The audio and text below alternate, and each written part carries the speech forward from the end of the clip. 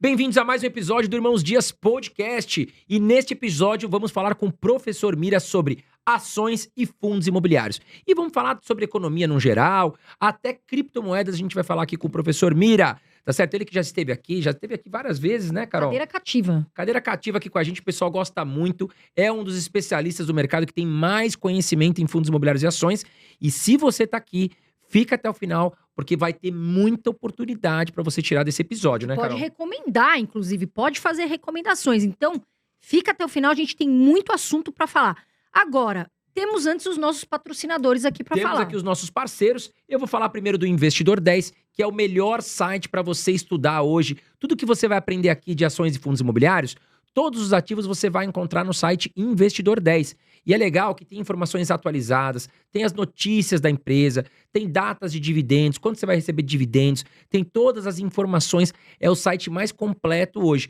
Inclusive, se você ainda está usando planilhas para controlar os seus investimentos, vai lá no Investidor 10, que é gratuito, você pode consolidar todos os seus investimentos lá, vai te ajudar bastante, tá certo? Então eu vou deixar aqui o QR Code na tela para você e também aqui embaixo você vai encontrar o link para você fazer uso aí do site Investidor 10 gratuitamente. Utilize o nosso link ou o QR Code para você também ajudar o Irmãos Dias Podcast, né, Carol? Exatamente, nós temos aqui o app Grana. Pessoal, você aí, muitas pessoas declararam errado o imposto, né, de 2024, tiveram problema. Tira essa dor de cabeça da frente, porque 2025 tá aí e vai ter que declarar de novo o imposto de renda e a gente quer te facilitar. A gente não, o app Grana, tá bom, pessoal? Então, tira essa dor de cabeça, usa o app Grana que vai te ajudar a gerar DARF, né? Vai te ajudar a você fazer uma declaração mais tranquila, ali, automática, com os seus... aonde você investe na Bolsa de Valores. É um app completo e tem Black Friday também, viu, André? Estão com 33% de desconto, um baita de um aplicativo. Nós vamos deixar aqui também na descrição um link. Vai lá, criatura, que imposto de renda tem que declarar, senão o leão vem. Declara o imposto de renda. Se declarar errado, você pode perder o CPF e ainda pagar a multa. E detalhe, utilizando certinho grana, você ainda pode até economizar, porque às vezes você faz uma declaração errada, vai acabar pagando mais imposto. Ao utilizar o grana, ele vai te ajudar até às vezes zerar o pagamento, exatamente, tá certo? Por muitas vezes. Então, é uma boa economia. Professor Mira, bem-vindo a mais um episódio aqui do podcast. Você que já tá aqui, sei lá, quarta, quinta, sexta vez. Muito obrigado por mais uma participação.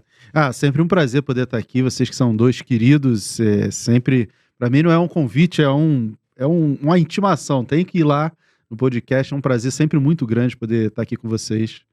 E vamos aí, vamos falar do que vocês quiserem, sem restrição. Vamos começar falando então de fundos imobiliários. Professor, quem está nos assistindo aqui já investe em fundos imobiliários, está muito preocupado, porque a gente sabe que alguns investidores aqui, muita gente está assistindo a gente aqui, chegou num ciclo recente, né? Começou a investir recentemente em fundos imobiliários. E aí pegou esse ciclo de queda, né? A gente está vendo muitos fundos imobiliários cair forte, né? 10, 15, 20%. E muita gente está desesperada, alguns até vendendo nesse ciclo para migrar para renda fixa. E eu quero entender com você, é o fim dos fundos imobiliários? Muita gente com medo. O que está acontecendo? Assim, o fim não é, né? É uma classe de ativos, eu acho que ainda está no começo, é uma classe bem recente, né? Se a gente fala de 10 anos atrás, não tinha quase nada de fundo imobiliário, tinha muito pouco, né? A gente teve um boom ali, 2018, 2019, e aí que o os investidores, pessoa física, meio que acordaram e conheceram um pouco de fundos imobiliários. Chegou ali no topo em 2019, depois teve pandemia. Então é um mercado que está amadurecendo. A gente está vendo aí um amadurecimento desse mercado.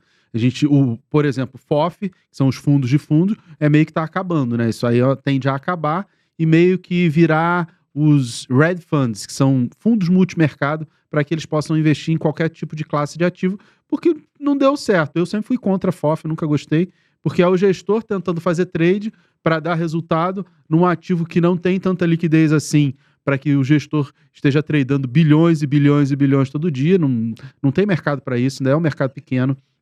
Então a gente está percebendo essa evolução. Em relação à queda, cair 10%, 15% na renda variável não é nada demais. Só que o que provocou essa queda? Eu ensino para os meus alunos na mentoria, que é o meu curso completo, que quando a gente está falando de fundos imobiliários de tijolo, a gente faz a precificação, que é o que a gente chama de valuation, deles pensando e comparando com o tesouro de longo prazo de 10 anos, o tesouro IPCA mais de daqui a 10 anos, que seria mais ou menos o 2035, e ele tem uma taxa parecida com 2045. O que aconteceu com a taxa do Tesouro?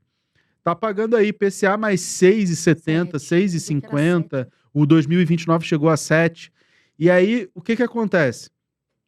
Você tem que, para valer a pena investir em fundo imobiliário de tijolo, você tem que pegar esse retorno que você vai ter no IPCA+, isso de tijolo, mais o prêmio de risco, porque você está correndo um risco de estar na renda variável, e aí dependendo do fundo, da classe, você tem uma ponderação de risco. Eu boto menos risco para shopping, para logístico, renda urbana, e aí outros eu coloco um pouco mais de risco, e aí a gente faz uma taxa de desconto, que é o prêmio por correr esse risco. Quanto maior a taxa do IPCA, do Tesouro, maior é o prêmio que eu vou colocar, ou seja, maior é o desconto que eu vou jogar sobre o fundo imobiliário de tijolo. E menor, então, vai ser o valor que eu aceito pagar. Sim. Quanto mais sobe o Tesouro, menor é o valor que eu aceito pagar no fundo imobiliário. Por isso, as cotas caíram. Porque você faz uma equiparação quando você fala de valuation. O investidor leigo, ele vai olhar o quê? Ah, o título do Tesouro tá pagando pra caramba, vou sair daqui e vou pra lá. Eu não concordo muito com essa visão. Por quê? Porque o título do Tesouro de longo prazo, ou qualquer renda fixa, ela tem o objetivo de você investe, resgata no final. O fundo imobiliário, ele tem o objetivo de te pagar uma renda todo mês, eternamente, porque ele não vai acabar, diferente da renda fixa que tem um objetivo. Não é nem o que é melhor um ou outro, é que são soluções diferentes para objetivos diferentes. As pessoas acabam confundindo isso. E um grande erro que as pessoas têm com o fundo imobiliário, que eu acho que é o maior de todos, é que você olha lá, a cotação caiu. Você, sei lá, joga no Google, e aí você tem como referência ou o preço que você pagou na cota, ou o preço que está no Google, e ambas estão erradas. Ah, Mira, mas como assim o preço que eu paguei na cota está errado? Você pagou aquele preço. Só que aquilo ali só é importante para a receita, para a declaração de imposto de renda. E só. Por quê? Porque você foi recebendo dividendos ao longo dos meses. É como se você pegasse assim, botei o dinheiro no CDB. E aí tem o efeito juros sobre juros. Mas você joga tudo isso fora. Aí você deixa lá R$100 no CDB e depois de 10 anos você tem os mesmos R$100. Ah, mas não existe isso porque tem os juros. Então, o fundo imobiliário tem o dividendo. Se você considera o preço e não usa uma informação de, como a gente chama de gráfico descontado a dividendos, você vai simplesmente achar que aquilo ali sempre vai ser ruim. Você está ignorando a principal característica do fundo imobiliário, que é o pagamento de dividendos. Sim. O certo ainda seria você pegar e calcular o reinvestimento do dividendo, que aí ele teria o efeito juros sobre juros e ficaria mais sensato você comparar com uma renda fixa ou com qualquer outro investimento. O mesmo raciocínio serve para ações. O Clube FI, eu sou sócio, tenho um pedaço lá no Clube FI, mas nem é um jabá, é porque é o único lugar que tem uma ferramenta que é gratuita, só jogar lá no Google, que tem a calculadora de juros compostos com fundo imobiliário. Aí você bota lá, quando você fez o investimento, o valor, e ele já calcula esse efeito de reinvestimento dos dividendos. É de graça lá, não precisa logar, não precisa nada. Tá lá.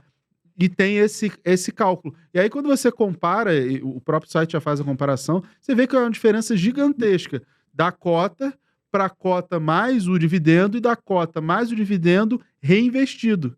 Então, o leigo, ele não tem esse conhecimento. Ele compra porque vai receber já, provavelmente no mês seguinte, mas fica desesperado se cai, porque nem entendeu ainda que é renda variável. É normal. E por que caiu tanto?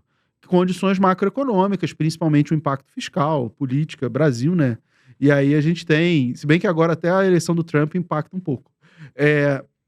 A gente tem aí o Tesouro subindo pra caramba, taxas de juros, expectativa de Selic subindo cada vez mais, e isso impacta toda a renda variável. A Bolsa sofreu menos, porque a gente tem Petrobras que subiu, Vale até que caiu um pouco, mas a gente tem um pouco de commodities ali, e a Bolsa já estava muito barata.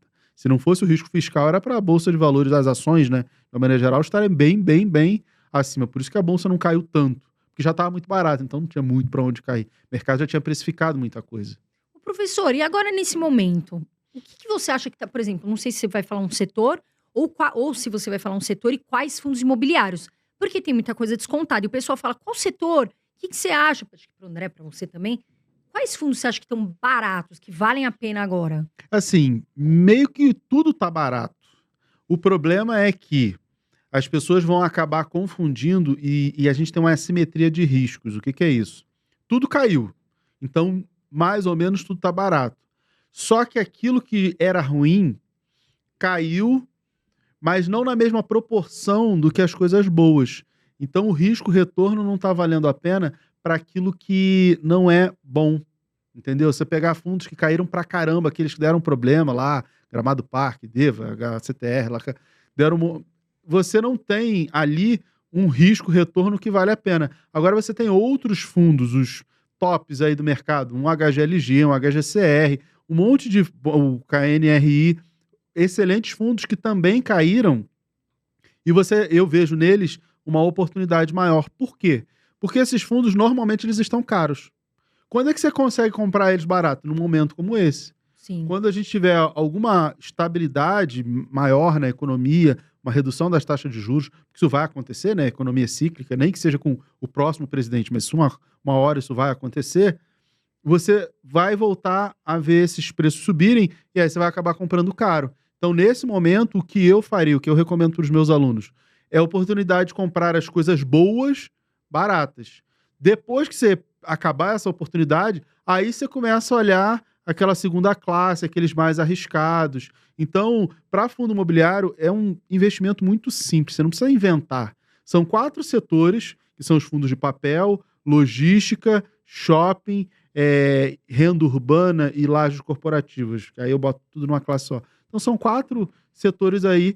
E os maiores, os melhores, os Quineia da vida, agora é Pátria, né, que era Red Grifo, principalmente essas 2 gestoras, você tem os maiores fundos e os mais interessantes. Shopping, você tem um XP Malls, que eu acho que é o que eu gosto mais, por conta da concentração maior em São Paulo, que é o melhor mercado.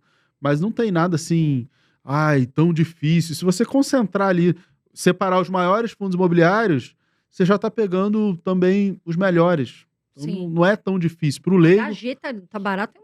Sim. HGLG. O HGLG é um fundo que sempre teve caro, né? Difícil comprar ele, né? E agora deu uma recuada, mas mesmo assim caiu pouco, né? Também, o dividendo dele também diminuiu. O que era extraordinário diminuiu, porque ele é um fundo que ele tem uma característica também de desenvolvimento. Então ele compra terreno, cria o galpão logístico, aluga, deixa tá bonitinho, depois ele vende. E aí ele tem um lucro imobiliário com isso também. Então ele consegue fazer esse movimento. O mercado ficou muito receoso com a compra da Pátria, né? A gestora Pátria comprou a Red Grifo, todo o portfólio imobiliário, porque eles saíram do Brasil, não, deixaram de atuar no mercado imobiliário, venderam todo o portfólio, né? E aí, sim, vai mudar, porque sempre foi excelente gestão, mas vai mudar. Mas a equipe de gestão toda foi para o Pátria e a ideia é que nada mude. Por enquanto, pelo menos a promessa dos gestores é que nada mude. Por enquanto, nada mudou. Então, o tempo vai provar. Mas se ela continuar fazendo um bom trabalho, a equipe de gestão continuar fazendo o bom trabalho que sempre fez, vai continuar sendo excelentes fundos. Não só o HGLG, eu gosto muito do HGCR, que ele é meio a meio, metade PCA, metade CDI, né? Então... HGCR. Igual o KNSC, que também é da Quineia, que também é meio a meio. Porque a Quineia tem o KNP, que é a inflação, e o KNCR, que é CDI. Aí eles fizeram o KNSC com cota lá na mais ou menos R$10, que é metade. Sim. Então você tem os 2 mundos, o KNP, que é o maior fundo da indústria, e é só para investidor qualificado, mais de 7 bi, e o KNSC, que é CDI, que também é meio que a reserva de emergência dos outros fundos imobiliários, os gestores compram ali. E aí eles lançaram o KNSC. Se não me falha a memória, eu recomendei KNSC, acho que tem um mês para os meus alunos, porque ele é isso, é CDI e PCA. O CDI, que é a Selic over, ele vai subir para controlar a inflação. A inflação sobe, aí tem que subir a Selic. Então você tem um pouco de cada, de inflação e de taxa de juros, então tá sempre ali. São fundos que você não vai perceber uma queda, nossa, caiu pra caramba, porque se a taxa de juros cai, você tem um incentivo, um estímulo à inflação. Se a inflação cai é porque a taxa de juros subiu, então vai ficar ali. O HGCR até caiu, ele tá num preço bem interessante. O CPTS11, professor, o que você acha? Porque perguntam muito dele, né? CPTS11 tá na minha carteira de R$50 de fundos imobiliários. É atrelado da IPCA, né? Eu vou até fazer um vídeo atualizando a carteira, mas aí já deixo aqui público em primeira mão. O que ele está fazendo? Ele não só é atrelado à IPCA, mas ele também tem uma parte em fundos imobiliários e eles fizeram uma assembleia para virar hedge funding. E aí a ideia do gestor é tradear tudo. Virar um FOF. Né? Virar um FOF. Eu não gosto disso e eu vou zerar minha posição. Eu tenho ele há, sei lá, 6 anos, 7 anos. Eu nem lembro. Acho que desde 2017, 2018 que eu tenho o CPTS. Desde a época que ele era negociado só em balcão. Era CPTS 11B. E aí ele vai fazer esse movimento que não me agrada. Ah, então é para vender? Não, ele vai continuar na minha carteira de R$50, porque ele também está propondo uma taxa de performance. O que eu acho muito ruim. Só que ele só vai cobrar essa taxa de performance depois que passar do valor patrimonial, que está ali na casa de uns 8,70. Como ele está bem abaixo de 8, até chegar a 8,50, mais ou menos, que é próximo do patrimonial, eu acho que vale a pena. Quando ele chegar por ali, eu vou zerar minha posição. Sim. Então ele ainda está muito barato. Tá A gente bem tem um barato. desconto nele muito grande, que por mais que o gestor vá fazer esses... Eu acredito que ele vai fazer esses movimentos, porque isso tem que ser aprovado em assembleia e tudo. Por mais que ele vá fazer esses movimentos, ainda está muito barato. Então, enquanto ele não chegar ali nos 8,50, 8,70, ele vai continuar na carteira de R$50. Depois eu vou zerar toda a posição, vou recomendar a venda dele e vou zerar também a minha posição pessoal, porque eu acho que vai perder um pouco do sentido.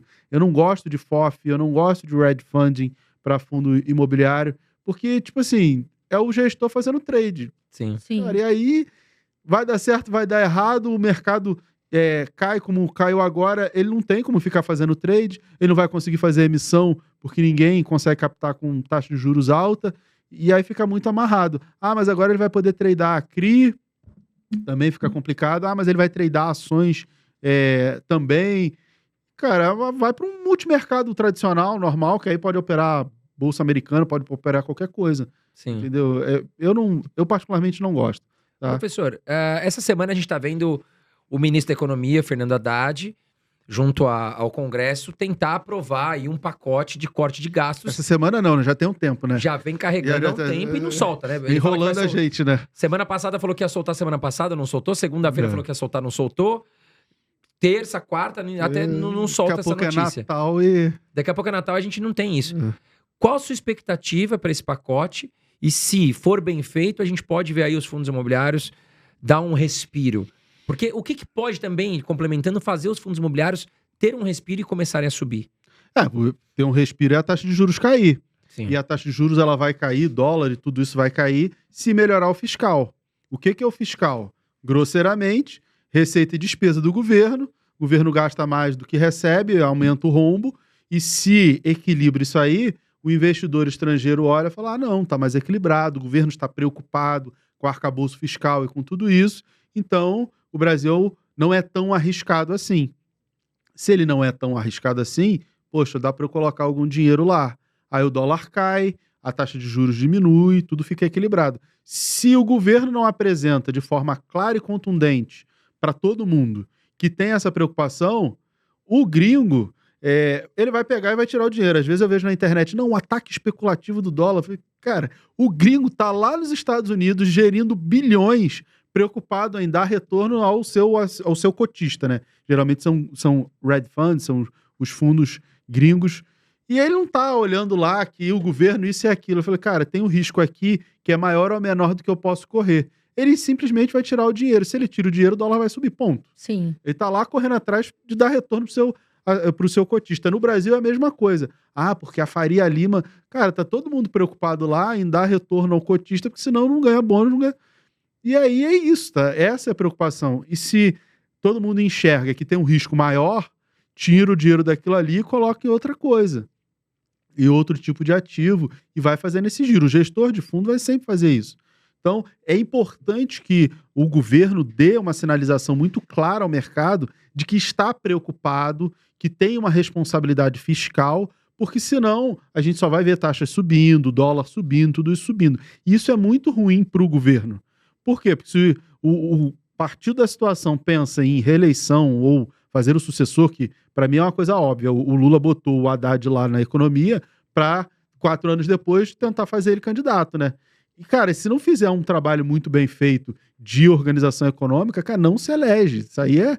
por quê? Porque a inflação vai subir, vai ficar todo mundo contra o governo, mais contra o governo, né? E aí não vai conseguir se eleger. A gente tem também a eleição do Trump, que joga uma pressão sobre tudo isso. Por isso que o pacote de corte de gastos ele é tão importante. Porque, assim, vai mostrar que o governo tem uma preocupação com arcabouço e com controlar as contas. Por que a eleição do Trump joga pressão? Porque o Trump disse que vai taxar impostos, produtos da né? China, do Canadá, de vários países. Ele já anunciou. Do México e do Canadá, acho que 25%, e da China, 10%. Então ele vai taxar um monte de coisa. Ou seja, vai privilegiar a indústria americana. Isso é bom. Só que isso é um incentivo econômico à economia americana que aumenta a inflação. Se aumenta a inflação, tende a taxa de juros dos Estados Unidos ficar alta por mais tempo. Se ela ficar alta por mais tempo, significa que a nossa Selic vai ter que subir mais do que se esperava. E se a Selic aqui sobe, pressiona todo o resto da economia. Sim. Então, não é falando, o Trump é isso, o Trump é aquilo. Não, se ele fizer estímulo econômico lá, independente de qual seja, estimula a inflação. E lá eles estão brigando para segurar a inflação há bastante tempo, e o corte da taxa de juros lá vai depender disso. De repente, para-se de cortar o juro lá e toda a expectativa que tinha no Brasil e no resto do mundo tem que ser mudada. Sim. Essa é a importância. E qual o grande problema de esse negócio? Não divulga, não divulga, não divulga. Quanto mais o governo demora para divulgar e para colocar em prática esses cortes de gastos, mais vai esticando a corda. E aí a Selic, que de repente ia chegar na Selic terminal, que a gente diz, né? Que é a Selic subir até parar de subir até onde vai. Esse ponto, de repente, vai ter que ser mais alto do que era antes. Por quê? Porque o governo não fez, não anunciou. E essa demora em anunciar vai deixando a coisa mais difícil. E aí, de repente, anuncia um corte, que de repente pode ser até bom. Um volume, né? Pode ser até bom, mas demorou tanto que ele perdeu o efeito. Porque Sim. só a Selic vai subir mais do que se imaginava e vai ficar alta por mais tempo. Só os juros da dívida vai acabar com todo o corte de gastos. Por isso que teria sido muito melhor ter feito isso, sei lá, 1 mês atrás, 2 meses atrás. A gente já tinha ganho 1, 2, 3 meses, porque o efeito de qualquer medida econômica ele não é imediato, né? Ele vai refletir na economia e vai levar um tempo. Então, quanto mais demora, isso vai reverberando e lá na frente vai arrastando mais e mais. Esse é o grande problema de ficar nesse... vai cortar, não vai isso, não vai aquilo. Eu entendo que é importante que o governo tenha um olhar com muito cuidado para a população mais carente, que precisa de bolsa disso, daquilo. Só que o dinheiro tem que sair de algum lugar, né? Assim, é matemática, né? Não dá para fazer um buraco, aumenta o endividamento, e aí? Quem que paga essa conta? E aí a gente chegou na questão de... que você falou, da onde sai o dinheiro? E pelo que eu percebo, o governo atual, Mira, tá tentando pegar alguma classe, e aí vamos falar dos mais ricos, para tentar taxar os mais ricos, para tentar tirar uma grana de um lado. Ou seja, você acaba perdendo voto de uma classe pequena do Brasil, que seriam os mais ricos. Ele não tá querendo se queimar com a classe mais pobre, talvez. Só que aí que eu quero te perguntar, o que você acha dessa questão que o governo tá tentando sempre colocar no Congresso para taxar os mais ricos, para...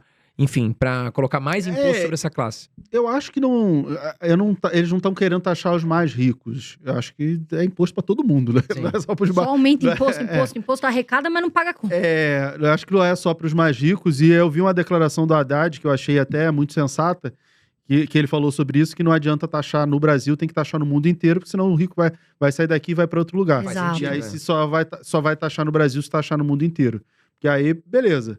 Se for uma regra para o mundo inteiro, tudo bem. Aí Brasil... ele vai mudar, mas também tem taxa no outro lugar, né? Exatamente. Aí faz sentido. Sim. Agora, se taxar só no Brasil... O rico vai embora. O rico vai embora, óbvio, né? A gente sempre... E não o rico, qualquer pessoa, você sempre vai procurar qual é a opção que você vai pagar menos imposto, dentro Sim. da lei, né? Tudo legal. Mas o que é melhor para você. E se for lá fora, hoje em dia é muito fácil internacionalizar os investimentos, né? Mas eu acredito que isso não vai acontecer depois do que ele falou lá. Mas o que acontece com essa questão de taxar? Quando foi aprovado o arcabouço fiscal, para mim ficou muito claro que na cabeça do Lula, o que tinha? Ele pensava como lá no primeiro e segundo governo dele.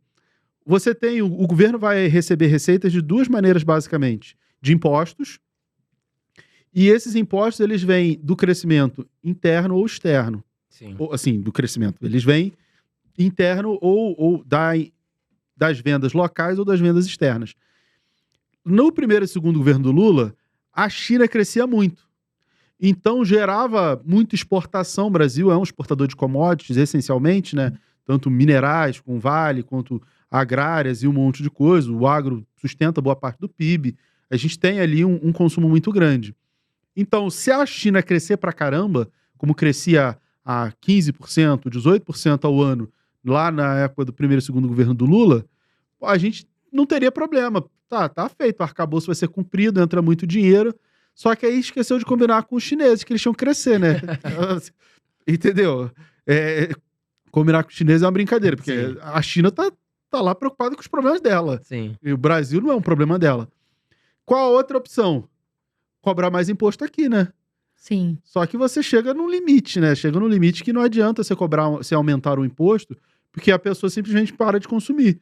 Sim. E aí, não importa se o imposto é 10, 20, 100, 200%, se você não compra, não gera o imposto. Sim. Então, o problema do aumento da carga tributária é que as pessoas reduzem o consumo, porque não dá, a população não consegue sustentar o país.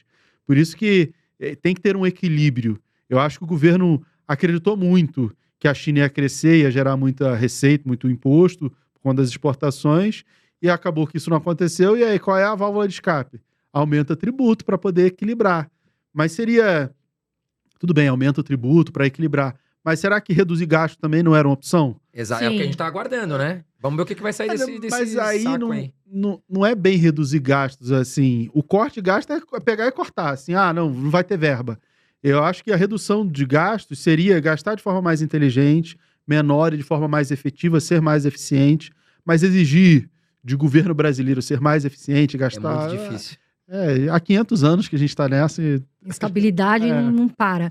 E visando tudo isso, quais são os fundos imobiliários, professor, que você acha e que você vê como positivos, claro que a gente não tem como afirmar, para 2025, para o investidor ficar de olho?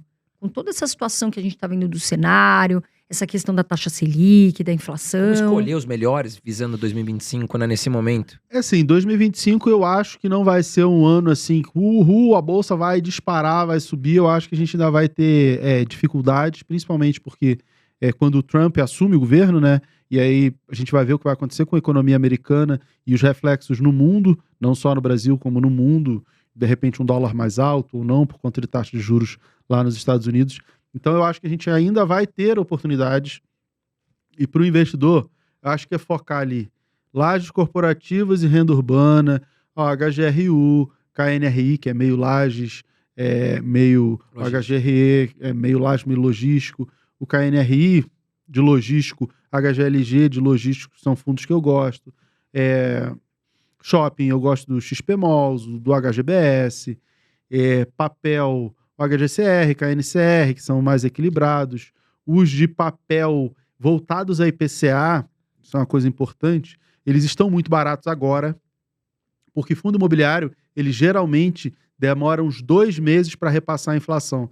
Então, eles estão repassando a inflação de agosto, de setembro. Em agosto, a gente teve até uma inflação negativa, teve um período ali, e depois a inflação voltou a subir. Então, eles ainda estão repassando um resultado ruim, e janeiro para frente, esses fundos voltados bastante a IPCA vão começar a pagar mais. Então, hoje eles estão baratos e eles devem ter alguma recuperação nos próximos meses. Então, a gente tem uma oportunidade maior em fundos de papel voltados a IPCA, que é a maioria, né?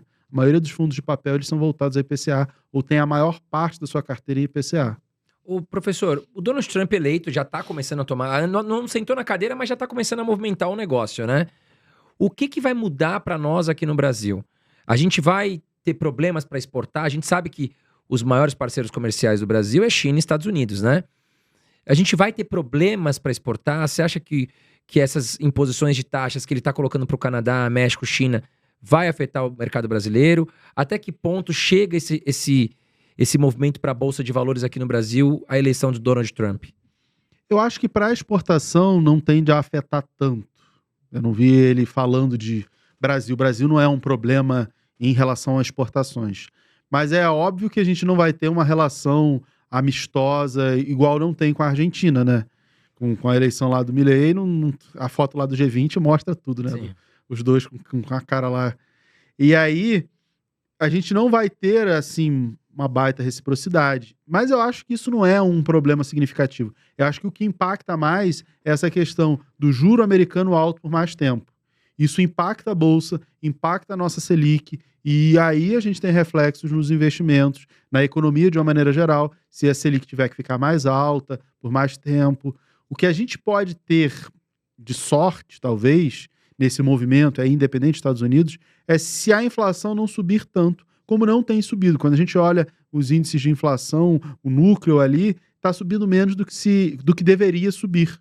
Porque a gente tem uma redução do desemprego muito grande, está nas mínimas históricas os índices de desemprego, desocupação, né? Se você não procura emprego, não conta lá, né? Então, os índices de desocupação estão nas mínimas históricas, isso deveria gerar uma inflação muito maior do que gera. Então, talvez não seja necessário subir a Selic tanto quanto se imagina, porque talvez a inflação não suba. Isso aí é algo que pode acontecer, e aí seria uma sorte, a gente seria beneficiado por essa sorte. Porque tudo que se espera é que a inflação suba, Selic suba, até porque o dólar subiu pra caramba e aí pressiona a inflação. Se a inflação não subir tanto, a gente pode ter aí algum alívio para a Selic. Algo que vai acontecer ano que vem também e que pode trazer volatilidade é que o Galípolo vai assumir como presidente do Banco Central, né? Qual Galípolo vai assumir? O que a Gleisi Hoffmann falou que ele só tá fingindo e ano que vem ele vai ser outro presidente, vai abaixar a Selic na marra e não sei o quê, ou o Galípolo que sempre fala de forma muito coerente, preocupado e concordando com o Campos Neto em praticamente tudo, lá a gente não sabe, ainda tem uma incógnita, né? Por enquanto, ele é um cara muito centrado, muito técnico, tá preocupado com taxa de juros, acha que tem que subir, as pressões inflacionárias, o fiscal, tá sempre lá no relatório do Copom. Beleza, vamos ver. Isso aí é uma outra preocupação adicional que a gente pode ter no ano que vem. Eu acho que a eleição de Trump pressiona mais, e não só o Brasil, mas o mundo inteiro, em relação à taxa de juros, por conta dos estímulos econômicos que geram inflação. E nesse momento, professor, você acha que está valendo mais a pena comprar? A gente sabe que os fundos de tijolo apanharam muito. Mas, na sua opinião, vale mais a pena fundo de papel ou fundo de tijolo agora? Assim, o fundo de papel, ele tem um problema em relação ao fundo de tijolo. Então, depende muito do objetivo de cada um. O fundo de papel, ele paga muito dividendo, só que ele não tem expectativa de valorização e de correção do patrimônio. Diferente de um fundo de tijolo, que todo ano tem reavaliação do patrimônio. A gente está vendo no noticiário mais especializado, que as lajes corporativas estão aumentando a ocupação, várias áreas da Faria Lima, região mais nobre, JK com Faria Lima, aqui em São Paulo, ali na Vila Olímpia, aumentando taxa de ocupação, algumas empresas já procurando áreas, como ali na Berrini, áreas mais secundárias, também aumentando a ocupação. Isso a gente não vê refletido na cota. E os fundos imobiliários, por conta de tudo isso, eles podem ter uma reavaliação do valor patrimonial. Isso acontece agora no final do ano, novembro, dezembro, geralmente novembro, começa a soltar a reavaliação patrimonial. Isso a gente vai enxergar aqui, ó, aumentou o valor do patrimônio, então essa cota ela vale mais. Pelo menos se vender o prédio, ela vale mais. Que é o caso do JSRE, que eu recomendei um tempo atrás. Se você pegar todos os imóveis do fundo, vai dar quase que o valor, o dobro do que vale a cota hoje. Só que a gestora vai fazer isso, senão acaba o fundo. Mas os cotistas, se eles chamassem a assembleia para liquidar o fundo, ia ter um lucro absurdo, porque a cota não reflete o valor patrimonial. Mas a gente tem, nos fundos de tijolo, essa questão do valor patrimonial. No fundo de papel você não tem, porque ele distribui todo o valor. Então ele não tem muito como crescer. Qual que eu devo escolher? Depende muito do objetivo. Quem precisa de resultados mais imediatos, até pode ter mais papel na carteira. O que é resultado mais imediato? Sei lá, de repente está desempregado, tem um patrimônio lá, precisa receber um valor maior. Eu já sou aposentado, estou no fim da vida, e aí o fim da vida é uma referência muito de cada um. Mas eu preciso receber um valor maior agora e depois eu vou consumir esse patrimônio até morrer e acabou. Então pode ter uma parcela maior de fundo de papel, não vejo problema. quem está construindo um patrimônio, pensando mais a longo prazo, eu teria mais tijolo. E aí eu teria mais ou menos uns 75% de tijolo e 25% de papel. Esses 25% de papel hoje dá para pesar um pouco mais no IPCA, porque está descontado. Falando novembro, dezembro ali, de 2024, ainda está descontado por conta dessas questões do IPCA de meses atrás. E o restante teria de tijolo, concentrando nesses setores mais interessantes, shopping, lajes, logístico, renda urbana, já tá bom. Por quê? Porque eu vou tentar outros setores, os outros estão mais amassados e tem mais risco, entendeu? Então, como os mais tradicionais também estão baratos, eu ia mais para esses mais tradicionais, eu acho que faz mais sentido. Mas claro que toda carteira, montagem de carteira, gestão de carteira, com uma coisa que eu ensino muito, eu falo muito com os meus alunos, depende muito do objetivo de cada um. Se você não atrelar o seu objetivo ao investimento que você escolheu, nada mais vai fazer sentido. É por isso que as pessoas investem na renda fixa, no tesouro, que teoricamente seria o mais tranquilo, e perdem dinheiro. Por quê? Porque as taxas subiram e tem um monte de gente perdendo dinheiro na renda fixa. Tem um monte de gente desesperada com o tesouro direto. Por quê? Comprou IPCA mais 6, agora tá IPCA 6,7, tá perdendo dinheiro. Mas e se segurar até o final, você não vai perder, é garantido. Sim, só que a pessoa comprou um IPCA 2045 para um dinheiro que vai precisar ano que vem, daqui a 2 anos. E aí vai apanhar com a marcação a mercado. Acho que o maior erro do investidor é não pegar assim, para que eu estou fazendo isso, para que meta que eu tenho e o que eu estou escolhendo para essa meta. Todo mundo acha que é gestor, que vai ficar tradando, girando a carteira. Na verdade, eles fazem isso sem saber que isso é a atividade do gestor e dá muito mais trabalho. Se pegar a meta, escolher um investimento que casa com aquela meta, eu acho que resolve a maior parte dos problemas. Professor, e é um fundo imobiliário que sempre a gente vai ter que falar aqui, você já está acostumado, porque já são mais de 1 milhão e cacetada de cotistas, é o MXRF11. Toda vez que a gente faz algum podcast, o pessoal pergunta, mas pergunta, professor, MXRF11 agora, o que eu faço? Caiu, desabou, tem coisa melhor? O que você pensa do MXRF11? Assim, eu não gosto muito do MXRF11. Por quê? Porque como ele é muito popular, ele acaba ficando caro. As pessoas compram sem olhar o valor patrimonial, que para fundo de papel é uma grande referência. A gente usa como uma referência para fundo de papel o valor patrimonial. Para fundo de tijolo, não. A gente não usa essa referência para valuation. Mas no de papel faz sentido. O MXRF, ele também tem uma parte de desenvolvimento que agrega um risco maior.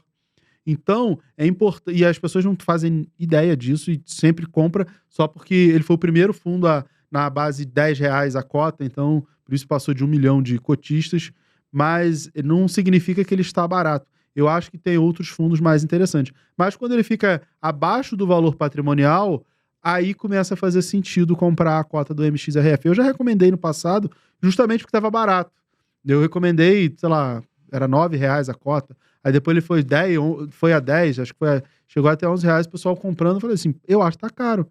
Não faz nenhum sentido comprar fundo de papel quando ele está acima do valor patrimonial, porque no longo prazo a tendência é voltar ao valor patrimonial. Então você está pagando ágio, está pagando mais caro, o que você tem que esperar é que continue subindo? Não, é que ele volte ali ao valor patrimonial. Se você está comprando abaixo do valor patrimonial, aí começa a fazer sentido. Então o MXRF, se ele estiver abaixo do valor patrimonial ou bem abaixo, aí eu acho que até vale a pena.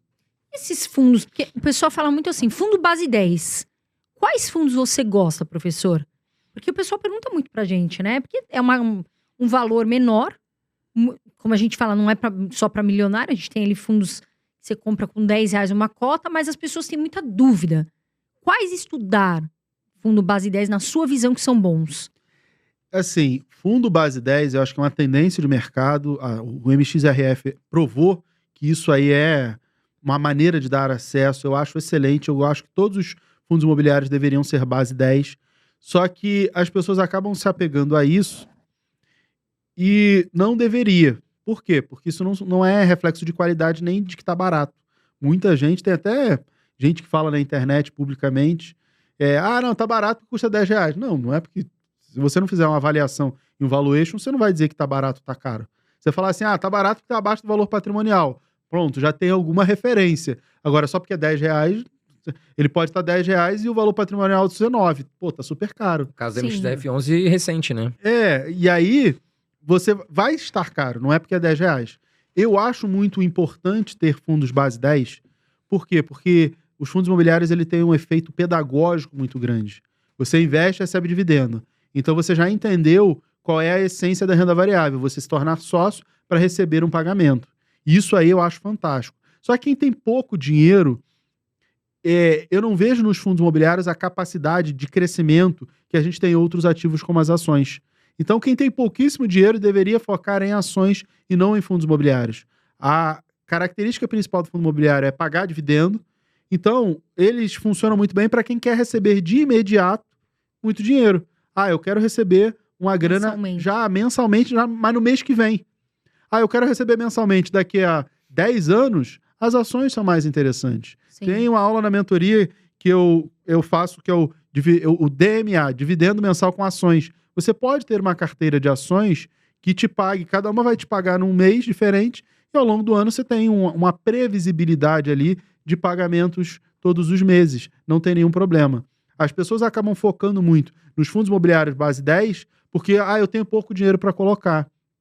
Deveria focar mais em ações. Por que isso? Porque as ações, elas não distribuem todo o seu lucro. Elas retêm parte do lucro para investir e crescer, para investir no próprio negócio e crescer. O fundo imobiliário ele é obrigado a distribuir no mínimo 95%. Ou seja, não sobra dinheiro, é regra, ele está lá na lei que ele tem que distribuir no mínimo 95%. Se ele distribuir no mínimo 95%, ele não tem para onde crescer. Então ele não é uma ferramenta de crescimento. Não é da natureza dele, não é de se esperar. Se um dia a lei mudar, ele puder fazer, sei lá, recompra das próprias cotas, distribuir menos, fazer outras coisas, aí sim a gente vai ter uma expectativa de crescimento, de valorização das cotas diferente. Hoje a gente não tem isso. Mira, mas eu vou reinvestir os dividendos, vou fazer... de repente vai fazer trade, vai vender, vai recomprar, vai girar a carteira. Tá bom, aí você talvez tenha um resultado melhor. Mas a forma normal como as pessoas investem não é de se esperar uma grande valorização, porque ele distribui tudo que ele pode. Entendeu? Ele não tem muito para onde crescer. Por isso que todo mundo que tem pouco dinheiro deveria pensar em ações e não em fundos imobiliários. Eu acho que o fundo imobiliário é para quem já tem um pouco mais de grana. Mira, o que é um pouco mais de grana? Aí depende muito da realidade de cada um. Depende de quanto você quer ter lá no futuro. De repente você já tem metade do quanto você quer ter lá no futuro. Então, já é bastante dinheiro. Quanto você quer ter lá no futuro? Ainda está muito vago. O que eu ensino, que é uma regra que eu criei, a regra dos 200. Pega o quanto você quer ter de renda, multiplica por 200. Isso aí é o tanto de dinheiro que você precisa ter. Eu quero ter uma renda de 5 mil reais. Multiplica por 200. Então, seu objetivo é acumular 1 milhão de reais. Da onde saiu isso? Surgiu da minha cabeça, eu sou mágico? Não. É a fórmula matemática da perpetuidade. Você pega o quanto você quer receber e divide pela taxa. 5 mil reais, se eu dividir por 0,5%, 0,5%, vai dar 1 milhão de reais. Só que dividir por meio, não sei o quê, aí eu falo assim, multiplica por 200, dá o mesmo. Só que é muito mais fácil a gente pensar em multiplicar. Por que 0,5%? Por que eu digo para dividir por 0,5%? Porque eu acredito que qualquer pessoa consegue montar uma carteira para receber 0,5% ao mês. A poupança antiga dava 6% ao ano, 0,5% ao mês, né? Então, o que eu ensino aos meus alunos? Você vai criar uma carteira para pagar mais do que isso, vai te pagar 0,75, 0,8, e aí você vai reinvestir 0,3, 0,25 e viver com meio. Sim, para descontar a inflação, né? Exatamente. Porque não para tentar corrigir a inflação, né? Jogar lá e você continua aportando uma parte e aí você vai fazer o seu patrimônio continuar crescendo. Essa é a ideia. Por isso, o 0,5%, daí vem os 200, que é o que eu multiplico a renda pelo 200 para quanto você precisa ter. X. Sei lá, você já tem metade, você já tem uma grana relativa, já é uma grana suficientemente grande. E aí você já pode pensar com mais carinho em fundos imobiliários. Eu tô começando. Foca mais em ações. E preferencialmente ações de empresas não cíclicas. A gente tem... Não é um erro, né? Mas eu não gosto de comparar as ações, mercado com o Ibov. Por quê? Porque boa parte do Ibovespa é de empresa cíclica. Petri, Vale. E aí, por exemplo, a Petrobras está nas máximas. Vale está lá nas mínimas de muito tempo. Então, uma coisa, se você só tem essas duas, vai ficar ali, uma coisa pela outra, ou seja, não sai do lugar. Se você foca em empresas mais resilientes, elétricas, bancos, saneamento, seguradoras, que são os 4 setores mais seguros, não são cíclicos. Então facilmente você consegue bater o Ibovespa, bater o CDI, bater os indicadores sem muita dor de cabeça. E aí você consegue fazer um planejamento de crescimento de longo prazo, focando mais em ações. Então, escolha, fundo imobiliário, ações, vai depender do objetivo. Mas, falando do que você tinha perguntado de fundos base 10, eu tenho a carteira de R$50, que pública, né? Eu faço recomendação pública como analista CNPI. E aí, o SPS X11 está na carteira, o CPTR, o VGIR, que é CDI. Tem alguns fundos. São os melhores fundos? Não são. Os melhores fundos, eles não são base 10. Eles são sempre mais caros, na casa de R$100. Os bons fundos, o HGLG, o HGCR, o KNRI, o XPML, esses fundos, eles são todos mais de R$100 ou ali perto de R$100. A gente não tem os melhores fundos na base 10. Um fundo que eu gosto muito, embora não esteja na carteira, porque não estava barato, mas eu já recomendei para os meus alunos, é o KNSC, que eu falei para vocês, está ali na base 10. Mas a gente está aumentando a quantidade de fundos imobiliários na casa de R$10 e a gente vai ter uma possibilidade maior, o que eu acho muito legal. Mas, mais uma vez, eu acho que isso é mais importante mais pelo efeito pedagógico do que pelo efeito prático do investimento, porque quem tem pouco dinheiro deveria focar em ações. Carol, antes da gente... Vamos entrar no bloco de ações, já que o professor tocou aqui, nós vamos falar agora de ações. Vou aproveitar aqui para falar o quê? Muita gente pergunta onde que eu posso gravar um podcast como o de vocês, com grandes equipamentos, com uma equipe legal. Vou deixar aqui, já aproveitar também, porque tem muita gente querendo vir para a internet, né? Eu vou deixar aqui para vocês também aqui embaixo o link da UEM Produções, tá certo, pessoal? Muito legal, você vai falar com o Will, tá bom? Que ele que é o responsável por dar um descontão. Fala que você veio pelo Irmãos Dias Podcast, que ele vai dar um descontão e você pode também alugar o espaço aqui do Irmãos Dias Podcast para fazer o seu podcast. E detalhe também, né, Carol? Já senta o dedo no botãozinho de curtir. Vem lá, vai lá, criatura. Já dá o like. Pra ajudar a gente. E se inscreve também logo, né, Dá Carol? o like. Criatura, Quase dá o 1 milhão de like. inscritos. Sim, quase 1 milhão de inscritos. Nós vamos chegar, professor. Vai ter a plaquinha, né? Vamos Nós fazer uma vai ter a festa. Vamos fazer a plaquinha. festa. Vamos fazer uma Né? festa Vamos estourar aqui o de 1 champanhe. milhão. Você já dá o like, viu, criatura? Você já vem aqui, se inscreve e ativa o sino, porque vai chegar novos vídeos aqui do podcast para vocês. Agora, falando de ações, uma dúvida que muita gente tem. Petrobras. O que você acha, professor? Porque a Petrobras é uma empresa gigante, me parece que os indicadores estão bons, mas o pessoal tem medo por causa do governo.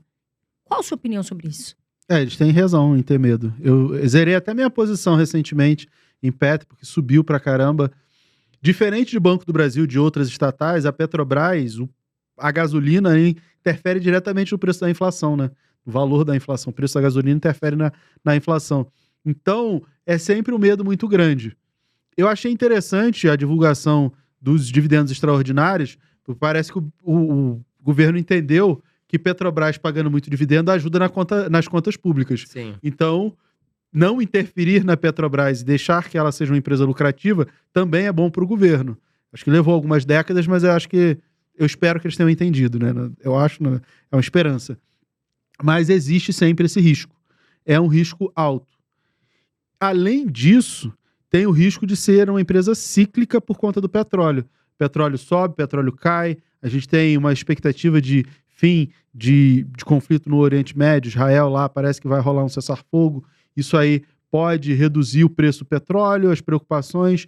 E aí, o preço do petróleo caindo, é possível que caia as ações de Petrobras. Então, tem esse impacto. Então, a gente tem o risco da commodity, do petróleo, e o risco do governo, né? Existem empresas como PetroRio, como Prio, que são também de petróleo, para quem quer surfar e tradear esse movimento da commodity, e não tem esse impacto do governo, entendeu? Então, existem outras opções. Mas Petrobras está descontada por conta do risco do governo. Tá, sempre vai estar abaixo do que ela deveria estar por conta do risco do governo.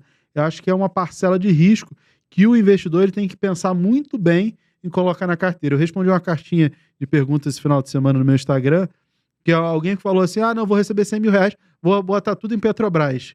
Aí eu pensei, eu acho que eu até respondi isso, tá fazendo a bolsa de cassino, né? Vai rodar a roleta e seja o que Deus quiser. Petrobras. Cara, não diversificar. vai botar uma parcela lá, pensando que a sua carteira tem uma parcela de risco, e aí você vai deixar a Petrobras e algumas outras mais arriscadas nessa parcela, tudo bem, você está consciente.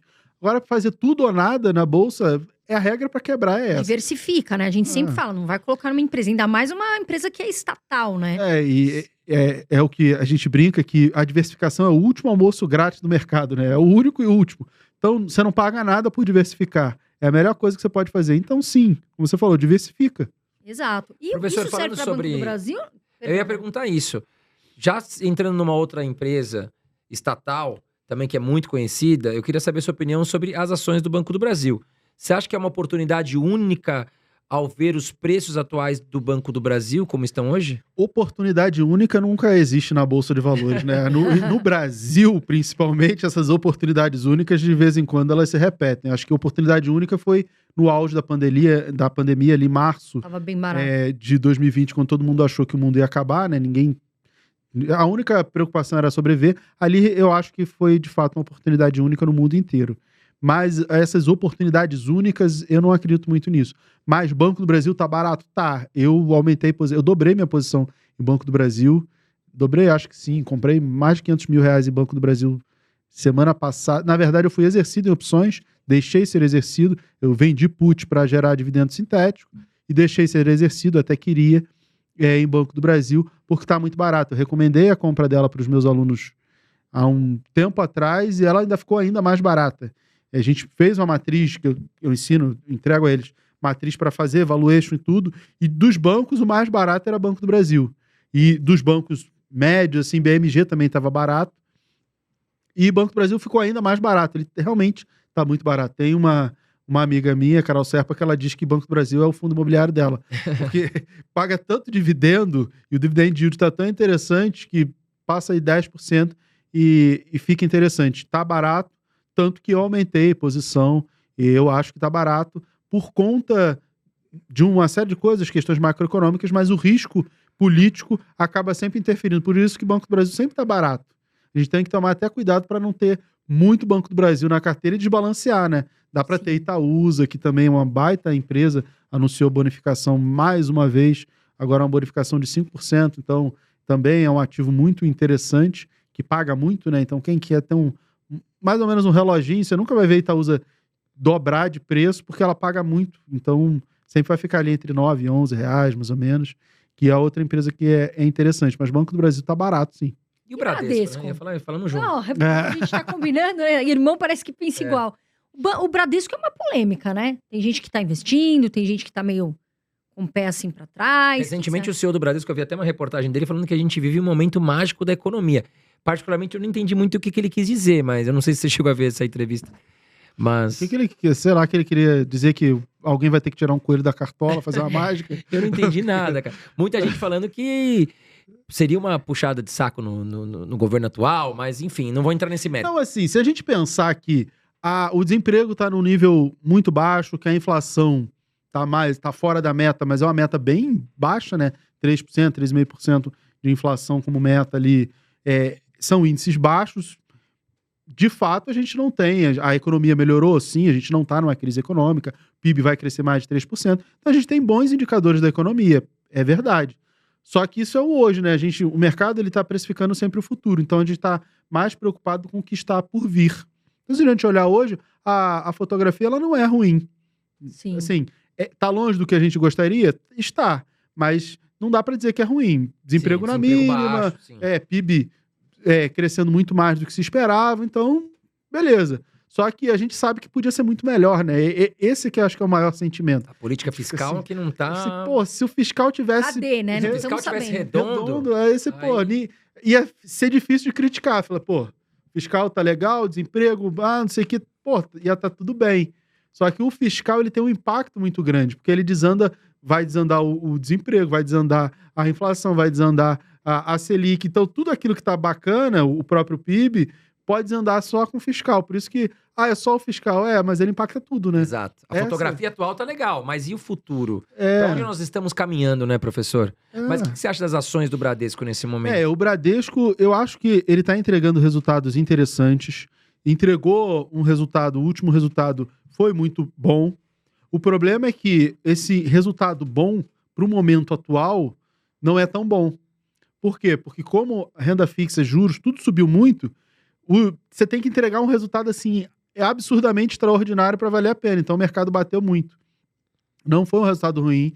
Eu acho que, pensando a longo prazo também, cabe ali um pouquinho da parcela de risco em Bradesco. Acho interessante, ele caiu, deu oportunidade. Eu até recomendei a venda de put para os meus alunos, fiz uma recomendação, acho que no strike de R$14, se não me falha a memória. E aí a gente tá tocando essa operação, é para o mês que vem. E eu acho que se tiver que comprar Bradesco ali nessa faixa de R$14, eu não vejo problema, acho que não tá caro. Só que eu também não espero um retorno para ano que vem. Por quê? Porque o que ele dá de ROI, o que ele entrega de resultado, frente ao que a gente tem de taxa de juros hoje, embora seja bom, é pouco. Entendeu? Por isso que a gente fala do fiscal, se o fiscal melhorar, taxa de juros cair, o resultado de todo mundo vai melhorar, das empresas da Bolsa vai melhorar. Por quê? Porque você já não vai exigir tanto delas. Então, o resultado que elas têm capacidade de entregar vai estar compatível com todo o risco, com todo o resto. É só o fiscal dar uma melhorada que ajuda todo mundo. E a questão, eu tenho dúvida de uma empresa que eu gosto, mas eu queria saber sua opinião, professora, Porto Seguro. Tô O que você comprado nela já há bastante tempo. Eu recomendei Porto Seguro tem alguns meses. Gosto. Do setor de seguros é a que eu mais gosto. Por quê? Porque o Itaú tem um pedaço, né? E tudo que o Itaú tem, geralmente dá resultado, né? E as outras que a gente tem é Caixa Seguridade, BB Seguridade. BB Seguridade é a mais barata das três. Caixa Seguridade eu já recomendo há algum tempo.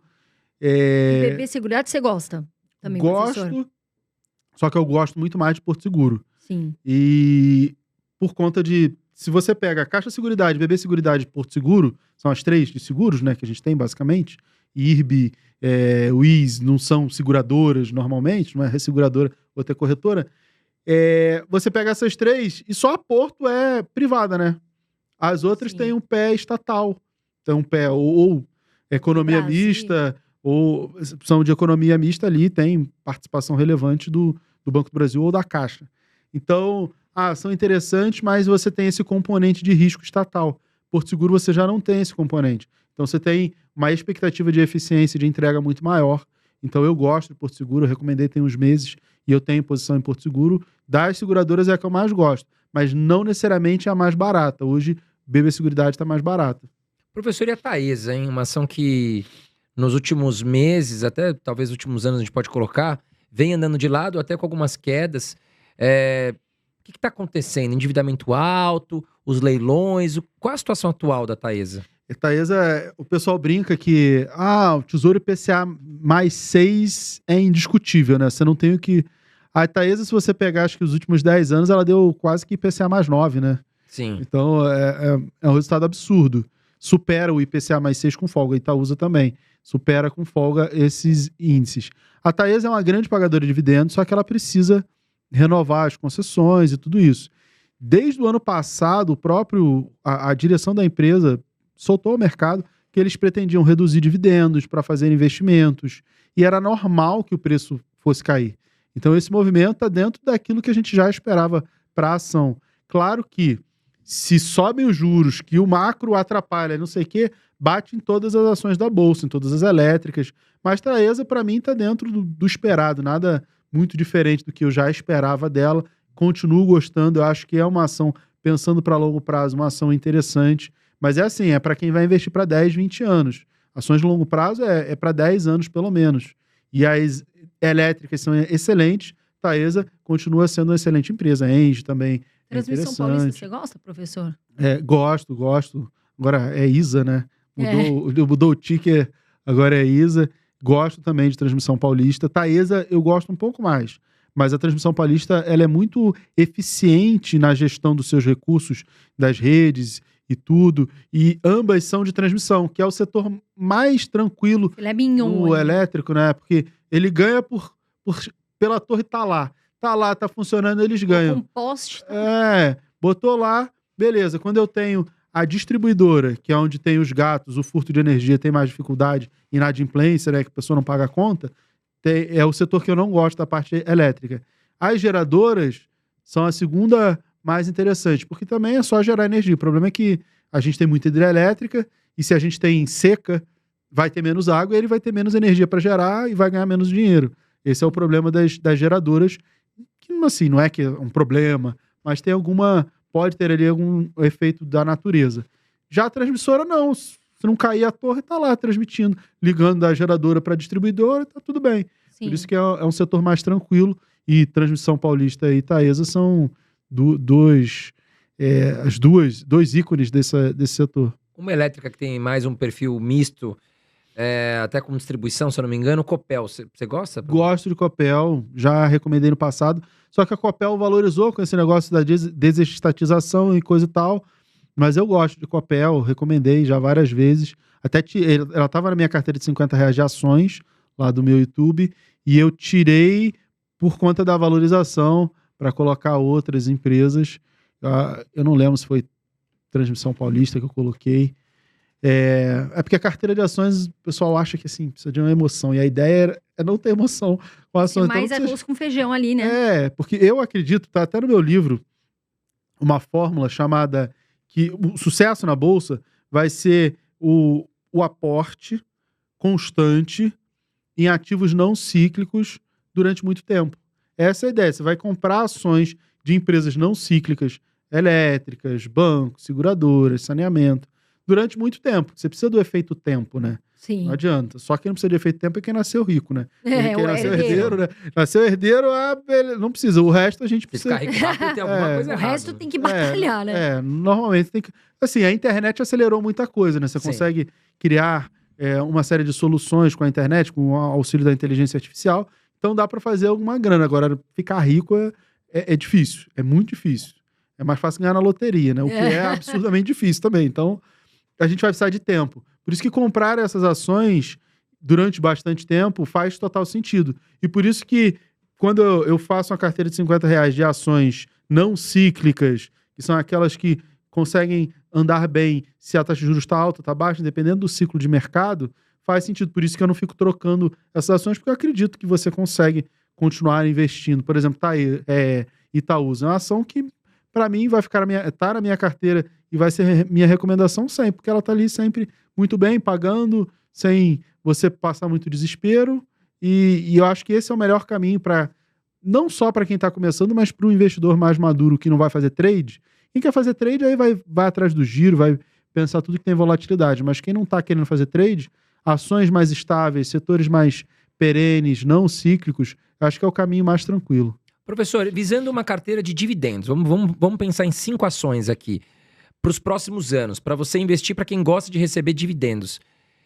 Quais ativos a gente poderia colocar nessa carteira?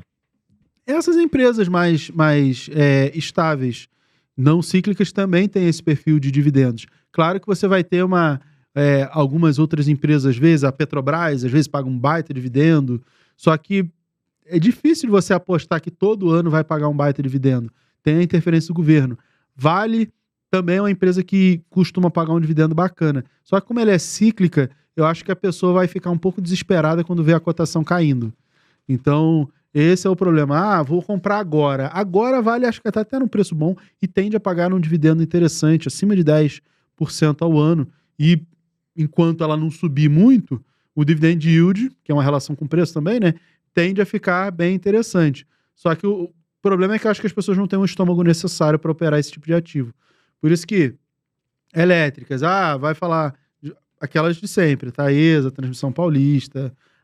A Engie é uma empresa que eu gosto também, mas às vezes paga mais, às vezes paga um pouco menos, procura um pouco de crescimento, mas é uma empresa que tem um balanço legal. Banco também, uma Itaúsa, um Banco do Brasil também, dividendo vai ser interessante. Dessas duas, a Itaúsa é meio que Itaú, né? Então Itaú é sempre ali benchmark, Itaú e BTG são para crescimento, são despontadas, só que BTG são mais para crescimento e não dividendos. Então, precisa abrir um pouco a mão ali, né, André Esteves? Porque podia aumentar um pouquinho o dividendo do BTG. Mas eles anunciaram... É de crescimento, né? Eles anunciaram até recompra de ações, que é uma maneira indireta da gente ganhar e provoca valorização, mas não com recebimento de dividendos, que é o que acontece muito nos Estados Unidos, né?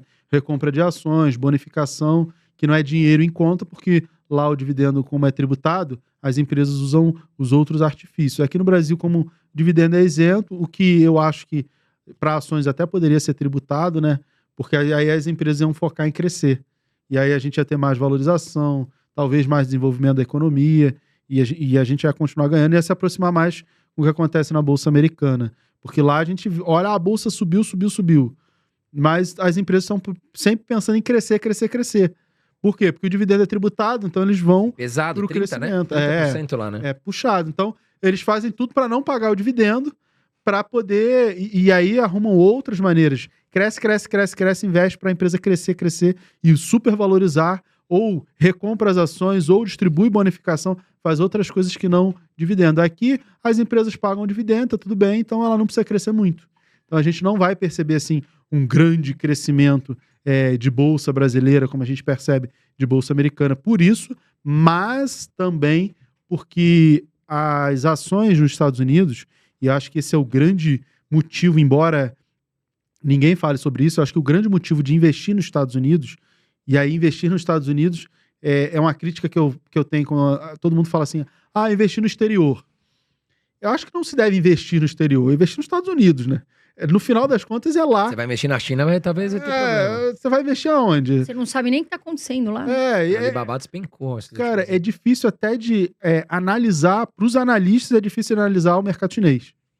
Imagina para o investidor leigo. leigo. Informação, né? É. Você vai Alibaba, uma não dá puta pra empresa confiar legal, muito, né? mas desabou, porque o governo chinês meteu uma porrada de restrições, né? Para as empresas de tecnologia lá. E assim, não é nem que você tem restrição na informação. Que informação que você tem e quanto ela é confiável. Exatamente. É difícil, né? E aí, no final das contas, investir no exterior é investir nos Estados Unidos. Sim.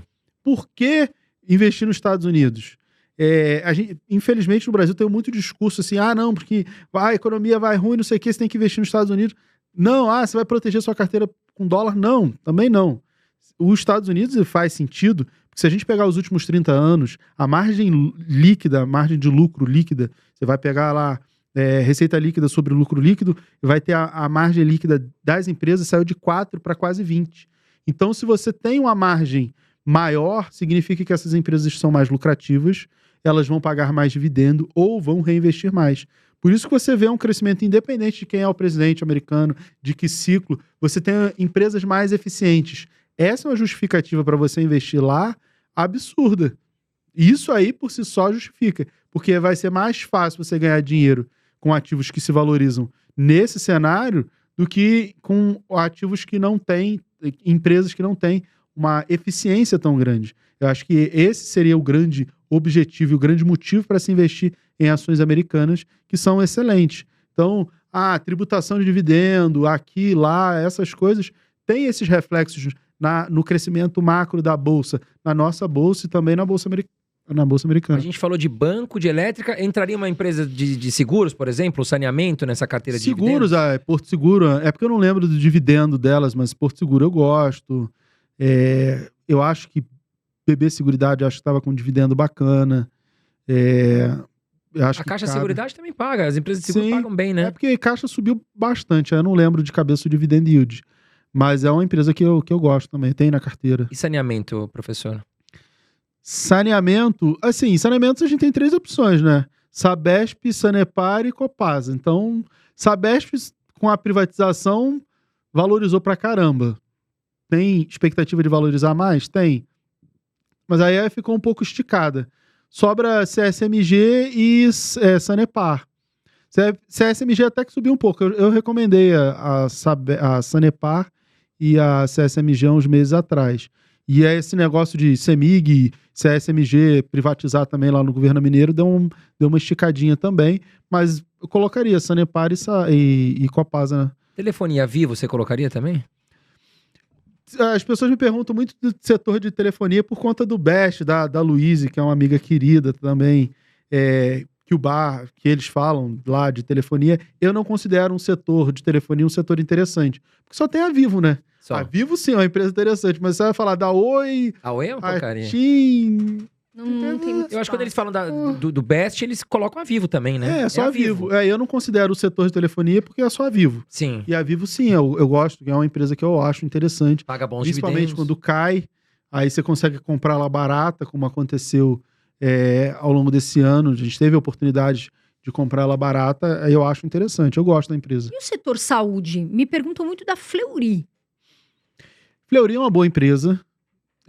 O problema do setor de saúde é um setor regulado, Tudo bem que Fleury é mais laboratório, né? Mas quando a gente fala de setor de saúde, lembra-se muito de plano de saúde, e aí não pode aumentar o preço, aumenta o custo, vai aumentar o piso dos enfermeiros, uma discussão que teve há um tempo atrás, então você aumenta custo, mas você não pode aumentar o valor dos planos de saúde, então como é que equilibra essas contas todas de aumento de custo sem aumento de receita? Então o setor de saúde acaba sendo um pouco impactado com isso.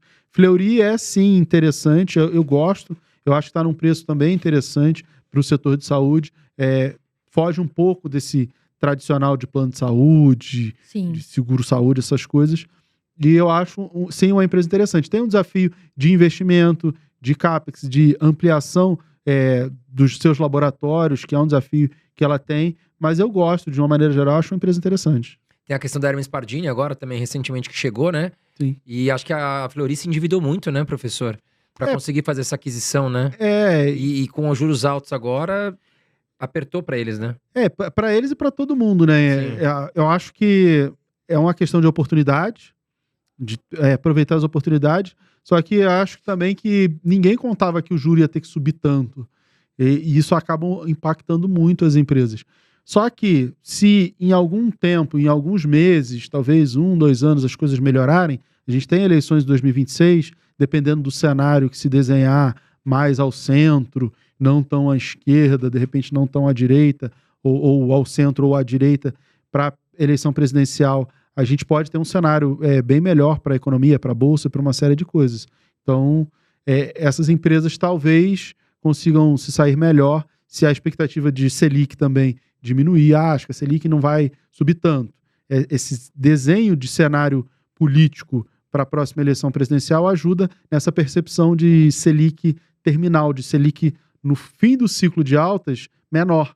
Se o mercado entender que a Selic vai ser menor nesse ciclo de alta, no final do ciclo de alta, vai precificar diferente as ações, que hoje em dia todo mundo precifica, a Selic vai subir pra caramba, a empresa tomou dinheiro e essa dívida vai aumentar. Aí você joga isso no preço hoje. Aí você começa a olhar e falar, não vai aumentar tanto. Opa, o desconto que eu vou jogar é menor, eu aceito pagar mais, a ação sobe. Ô, professor, vamos falar agora, saindo de bloco de ações, vamos entrar agora falando de Bitcoin. Eu gostaria de saber qual a sua opinião sobre se você investe em Bitcoin. O Bitcoin que quase bateu ali os $100 mil, bateu na trave, mas voltou a recuar aí para $92 mil. Muita gente aqui preocupada, caiu 5%. Esquece que subiu 200. Mas enfim, em poucos meses. Qual que é a sua opinião sobre o Bitcoin? Assim, Bitcoin, eu era radicalmente contra o Bitcoin, porque eu tinha a certificação de combate à lavagem de dinheiro quando eu estava no Banco do Brasil. Então eu era radicalmente contra o Bitcoin em 2012, 2013, acho que até 2014. E aí eu entendi que o Bitcoin ele era uma moeda e quem fazia o crime não era a Bitcoin, era a moeda. E a partir daí eu achei interessante, estudei e comecei a comprar Bitcoin em 2016, eu acho. 2016. Porra, 15, 2016. Tá, eu achava um absurdo. Eu falei, cara, isso tá caro demais. Eu comecei a comprar Bitcoin quando custava $8 mil um Bitcoin. E agora, que maravilha, né? E aí eu falei, cara... E aí eu parei de comprar quando tava $35 mil, que eu falei, isso vai dar errado, cara, não é possível. E está muito caro, esse troço é arriscado demais. E parei. E aí eu tenho 2 Bitcoins. Na verdade, desde aquela época não. Eu comprei, ele explodiu. Eu diversifiquei em outras criptos que não deram certo. Então, se eu tivesse focado só em Bitcoin, eu tinha ganho mais dinheiro. E eu deixei ele na carteira durante muito tempo, porque ele cresceu muito, desbalanceou minha carteira. Eu deixei anos e anos e anos. Eu voltei a comprar Bitcoin, na verdade ETF de Bitcoin, porque eu acho mais fácil. Tem acho que uns 2 para 3 anos que eu voltei a comprar, porque aí ele ficou pequeno na minha carteira, frente a todo o restante da carteira. E aí eu tenho hoje um pouco mais de 2 Bitcoins na carteira, mas a maior parte veio lá de trás, de muito tempo atrás. E qual a perspectiva para você, professor? Eu acho que eu achava desde aquela época. Quando chegar a $1 milhão, eu penso, o que eu faço com ele? Bom, já passou da metade do caminho, né? Nunca vai chegar. Eu escutava isso lá atrás. Nunca vai chegar. Eu falei, tá bom. E aí? Tá bom, vou pagar pra ver. Deixa lá, vamos ver, né? Lá. E aí, como ele já valorizou muito, tudo bem. E aí as pessoas me perguntam, explodiu, né? Todo mundo pergunta, né? As pessoas ficam me perguntando nas redes sociais, Bitcoin virou moda. Agora é cripto, a onda agora é cripto. Eu Todo falava, mundo quer, né? sempre que caía, eu falava, fazer o DCA, o Dollar Cost Average, que é comprar todo mês Bitcoin. Eu falei assim múltiplas vezes. Eu ganhei de presente de um aluno. São 2 garrafas de cachaça, eu não abri, mas eu achei bem bonito. Ele mandou do Alambique, que ele tem lá. Como eu quase não bebo, né? Porque eu sou sempre motorista da rodada. Eu tenho filho pequeno, então fica muito difícil de fazer as coisas. Acabou que tá lá, muito bonito. Por quê? Porque eu falei do Bitcoin, ele comprou e ganhou de 200%. E eu sempre falei de Bitcoin, que eu sempre tenho, eu acho interessante. E as pessoas, agora é hora de comprar Bitcoin? Se você pensa que nos próximos 10 anos ele tende a valorizar, porque é uma moeda que é escassa, ela não tem como não tem como aumentar. Descobriram novas reservas de ouro na China, então o ouro ele não é tão escasso quanto se imagina, né? Então o Bitcoin ele é escasso. Vai que descobrem ouro em Marte e dá pra extrair também. E aí diminui um pouco do valor, embora o ouro tenha valorizado pra caramba com essas questões macroeconômicas, mas o Bitcoin ele é escasso. Se você acredita que ele vai valorizar ao longo dos próximos 10, 20 anos, então comprar um pouco todo mês, independente do preço, faz sentido. Não, mas eu quero comprar quando cai. Tá fazendo trade. Você é bom de trade? Você é bom de analisar gráfico? Você se garante? Eu me garanto, porque eu sou analista gráfico. Analisar gráfico é difícil, eu sou especialista nisso. Eu tenho um título, né, de analista técnico. Eu sou especialista nisso. Não é um diploma, tem um certificado de especialista profissional disso. Então eu gosto de comprar quando cai. Então sempre que ele cai, ele corrige lá perto da média de 72 períodos, exponencial de 72 períodos, eu gosto de comprar. Mas eu sei que se você é leigo, compra um pouquinho todo mês, tá ótimo. Mesmo com um valor mais baixo ou até mais alto. Vai fazer um preço médio. Porque assim, se você não comprar e ele subir, e você ficar esperando cair e ele não cair, você não vai comprar nunca mais. Exato. Em $60 mil, o pessoal achou que tava super caro. Não, tá caro, vou esperar cair pra 40. O negócio bateu quase 100. E talvez nem volte mais pra 40. O que acontece agora? O Bitcoin, ele meio que se popularizou e grandes investidores internacionais, fundos de investimento, ETFs, agora você tem ETF. No Brasil já tinha há bastante tempo. Tem mais confiança, né? Não só mais confiança, mas sim... um ativo escasso, né? Só de empresas, que né? Se você tem ETF e muita gente compra ETF, ele vai emitir novas cotas. E para emitir novas cotas, ele também tem que lastrear na moeda, ele vai comprar mais moeda. Então, o que eu acredito que eu percebo? Que o Bitcoin cai um pouco, um monte de gente entra comprando. Então, aquilo que a gente via no passado, que a gente brincava, a correção de 70% é normal no Bitcoin. Caiu 80%, tudo bem, aproveita e compra que daqui a pouco ele sobe. Eu não acredito que isso vá se repetir. Porque ele se popularizou tanto, aumentou a liquidez, e quando você aumenta a liquidez, você diminui volatilidade. Sim. E aí, se ele cair um pouco, eu acho que já vai ter muita gente que entra comprando. Sim. E aí eu não acho que ele vai cair 50%. Caiu 10%, a galera já começa a comprar. Os fundos começam a comprar. E aí não vai cair mais. Microsoft vai votar que vai usar 10% do caixa lá, acho que $7 bilhões, sei lá, em Bitcoin. Aí um monte de gente querendo, um monte de gente olhando assim, cara, caiu 10% para quem é do mercado financeiro, e 10% é uma queda muito grande. E aí compra. Sim. Ninguém vai esperar mais cair, vou esperar cair 50% para comprar. Exato. E aí a gente não deve esperar do Bitcoin grandes quedas. Depois que se popularizou muito, né, professor? Já tem muita liquidez, ele já é robusto o suficiente para isso. Mas eu quero alguma coisa que vai supervalorizar. Começa a olhar outras altcoins, que é um trabalho difícil. É um risco também, tem que olhar. As pessoas me perguntam, qual outra altcoin? Cara, minha experiência com outras moedas. Se eu tivesse focado só no Bitcoin, eu tinha ganho mais dinheiro. Sim, porque também é difícil acertar, né? A hora de sair. A hora de entrar e de sair, porque não tem uma relação e você tem milhares e milhares, dezenas de milhares de tokens, de gemas, de cripto. E geralmente por exemplo, a meme coin, cara, elas não têm fundamento nenhum. Você pegar a Dogecoin, ela sobe muito porque o Elon Musk toda hora vem falando de Dogecoin, Dogecoin. Acabou. Exato. E o negócio, se você for olhar o fundamento, é lixo, não tem fundamento nenhum. E a maior parte dessas moedas não tem fundamento nenhum. É porque uma comunidade abraçou a ideia, o negócio flutua pra cima, quando perde o interesse, desaba.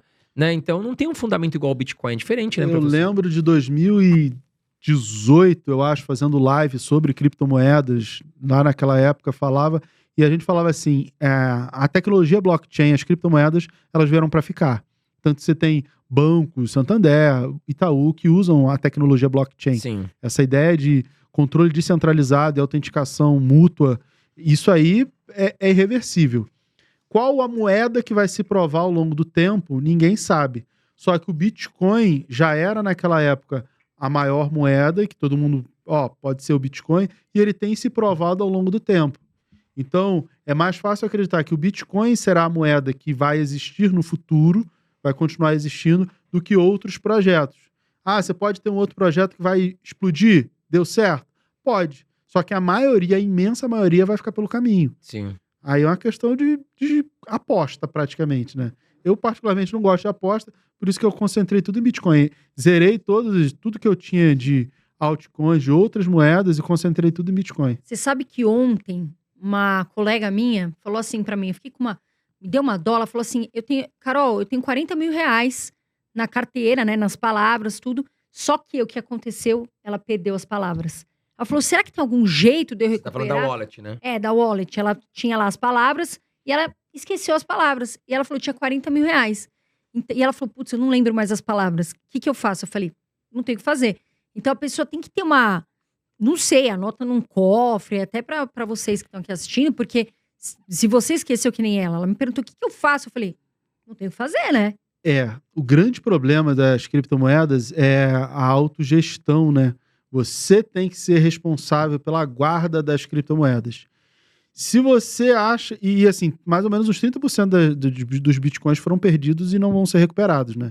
Você olha aí na internet, gente revirando lixo atrás do notebook que estava com as palavras e já era. O notebook. E já era mesmo, não tem como recuperar. Ele é extremamente seguro. Por quê? Porque só você tem aquilo, mas se você perder, nem você vai ter, já era. Exato. E você perde mesmo. O que eu faço? Eu não me preocupo com isso. Quer se expor ao Bitcoin, você pode comprar o ETF, tipo o QBTC11.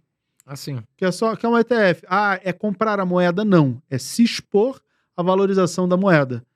E aí você não precisa esquentar a cabeça. Um ETF é um ativo de bolsa. Sim. Tá lá, o lucro você pode abater de prejuízo com opções, com ações, com outra coisa. Então, é bem tranquilo. Mira, eu quero o Bitcoin porque um dia eu posso pensar em comprar comida com ele. Aí você tem que comprar o Bitcoin. O que eu fiz com o meu Bitcoin? O que não está em ETF, o que está em Bitcoin. Eu transferi para minha carteira no BTG.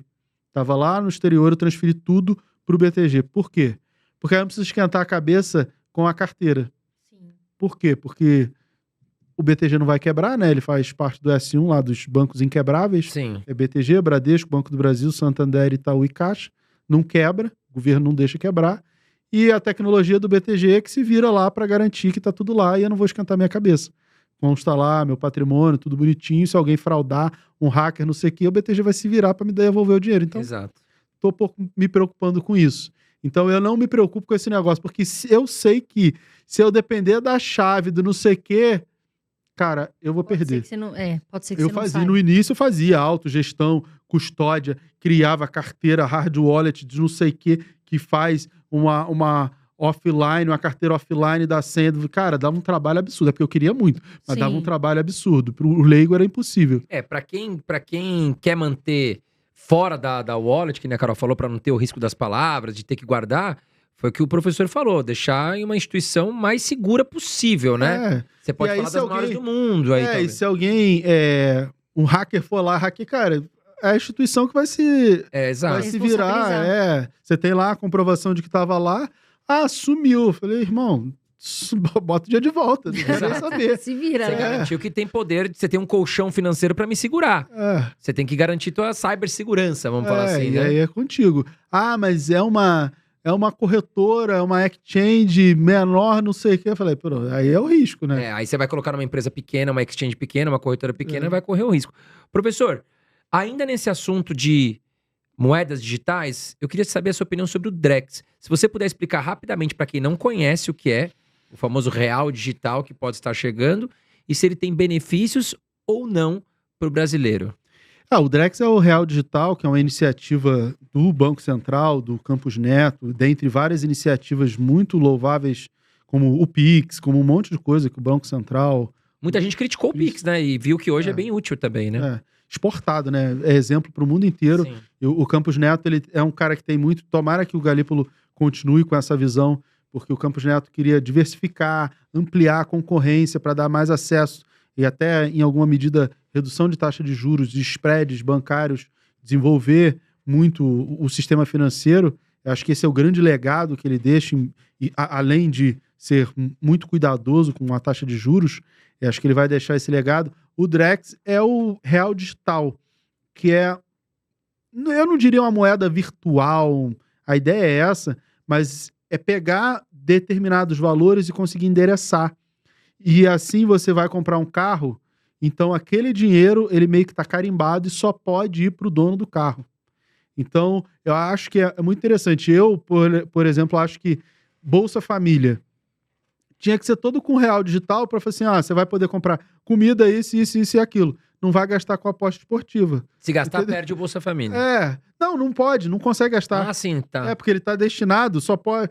vou pagar aquilo ali e não aceita. Não aceita porque aquele dinheiro está carimbado, que só pode, sei lá, só pode ser gasto no supermercado, na loja de roupa, não sei o que lá. Eu acho que funcionaria bem para destinar e até para a gente ter uma segurança muito grande do dinheiro. O teu dinheiro tá lá, ele tá destinado para aquilo ali. Te sequestrou. Eu falei, cara, não tem essa de mandar o dinheiro para outro lugar. É só para aquilo ali. Mas o governo vai ter um poder de controle sobre a população, uma fiscalização. Gente, isso já acontece. Se você usa o cartão de crédito, a Receita sabe tudo que você faz. O Pix está lá.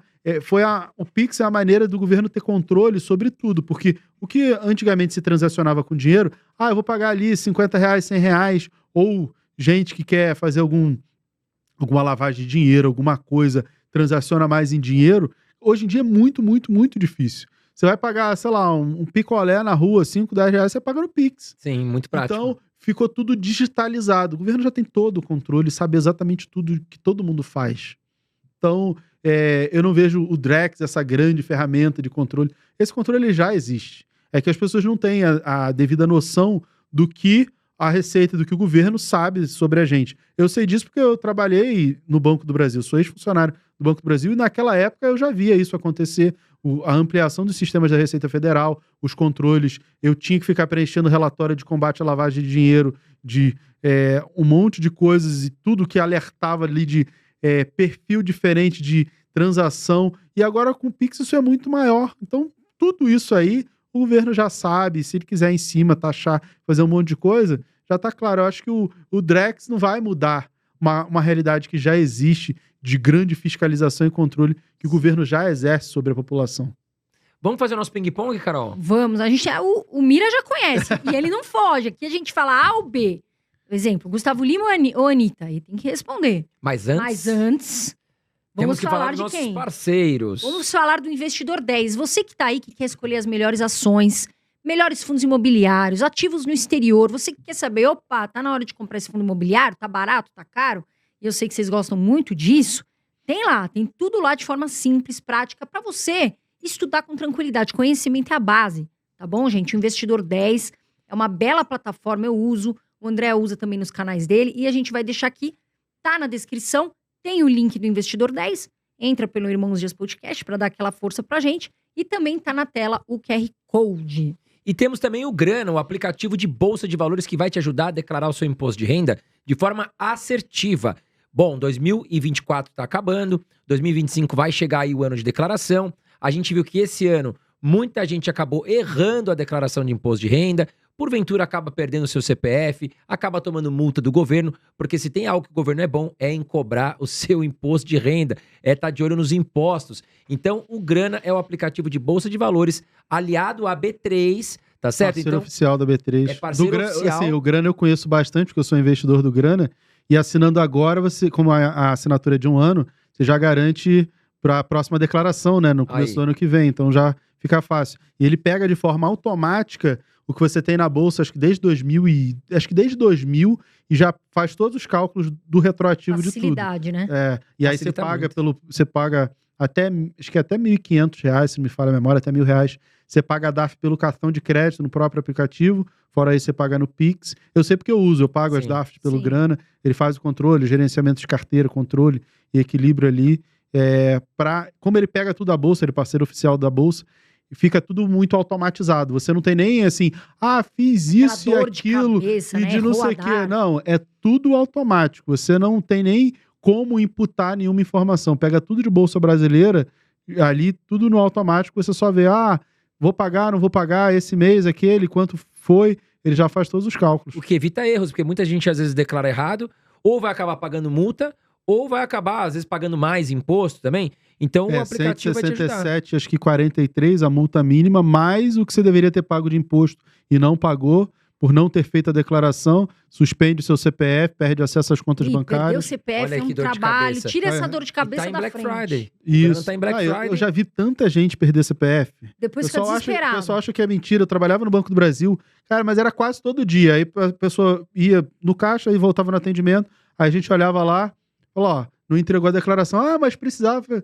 Aí eu falei, precisa, vai lá na Receita, vê, faz a declaração, paga a multa e regulariza. Pede mesmo. E aí as pessoas não conseguiam receber salário, não conseguiam movimentar as empresas, se fosse sócio Quiser de comprar empresa. algo também não Não consegue. conseguia fazer nada. É isso aí, ó. O professor deu uma aula aqui, ajudou a gente aqui a complementar Com mais 33% de benefícios do desconto. Grana. E tá com 33% de desconto agora, Black Friday, para você assinar.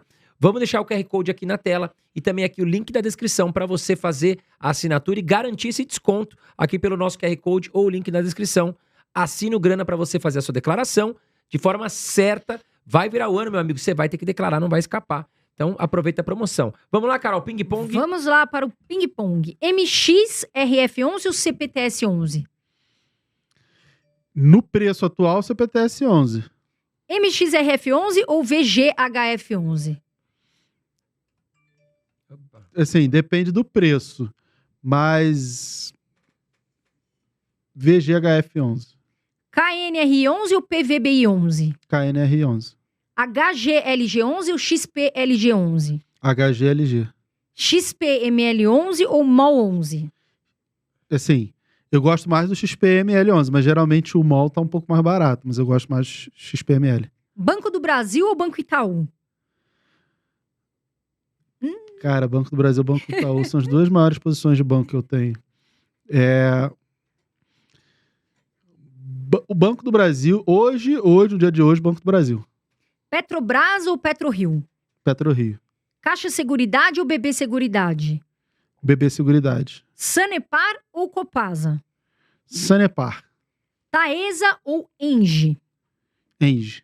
Olha lá, o professor não foge. O professor estuda muito, analista, recomenda. Obrigada, Mira. E, aliás, a gente quer que você deixe as suas redes também. Eu já te sigo toda hora lá, eu vejo.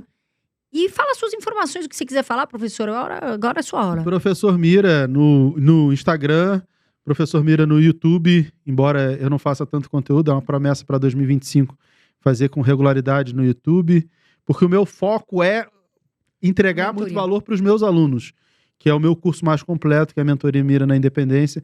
Tá com vagas em Black Friday aberta, é a última turma que eu vou fazer com acesso vitalício. A turma já está rolando, mas tem lá mais 300 aulas já disponíveis.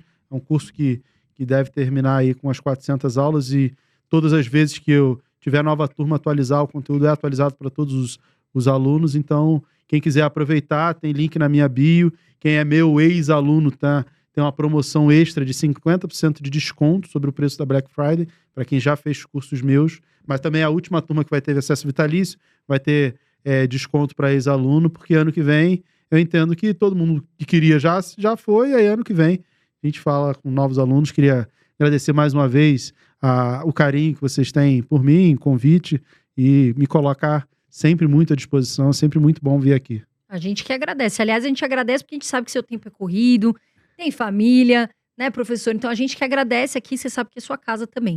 Da minha parte, pessoal, um grande beijo. Eu sempre falo, voa Brasil, quem investe futuro agradece. Até o próximo episódio.